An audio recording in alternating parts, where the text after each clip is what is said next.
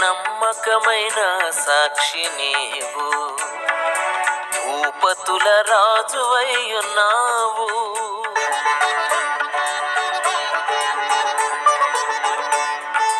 నమ్మకమైన సాక్షి నీవు, భూపతుల రాజువై ఉన్నావు.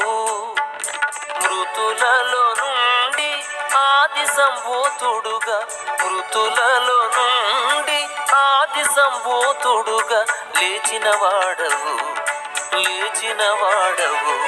స్తోత్రాలపై ఆసీనుడా, ఆరాధనకు యోగ్యుడా. స్తోత్రాలపై ఆసీనుడా, ఆరాధనకు యోగ్యుడా.